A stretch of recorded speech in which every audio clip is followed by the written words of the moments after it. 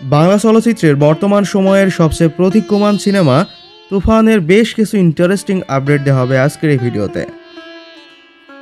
তুফান সিনেমাটি 90 দশকের বাংলাদেশের গ্যাংস্টার কালচার নিয়ে তৈরি করা হচ্ছে। ফ্যান থিওরি এবং অনেক চলচ্চিত্র সমালোচকদের মতে এই সিনেমায় শাকিব খানের চরিত্রটি 90 দশকের বাংলাদেশের আন্ডারওয়ার্ল্ড ডন সুব্রত বাইনের জীবন থেকে অনুপ্রাণিত। তুফান সিনেমায় দুইটা আলাদা আলাদা টাইম লাইন দেখানো হবে, একটি 90 দশক এবং আরেকটি বর্তমান সময়।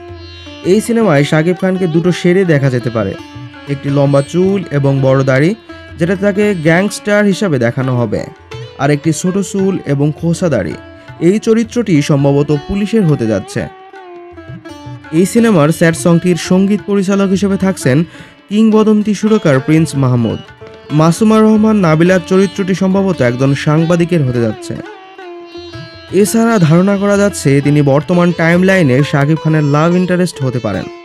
পরিচালক রায়হান রাফির মতে টিজারে তিনি মেইন অ্যাকশন সিনগুলো হাইলাইট করেননি, অতএব বোঝাই যাচ্ছে এই সিনেমায় হাই অকটেন অনেক অ্যাকশন সিন তিনি বড় পর্দার জন্য সারপ্রাইজ রেখেছেন।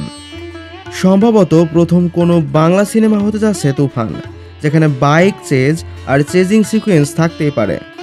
মিশে সওদাগর, ফজলুর রহমান বাবু কিংবা চঞ্চল চৌধুরী এই তিনজনের কেউ তুফান সিনেমার মেইন এগেইনস্ট না, তাহলে কে সে?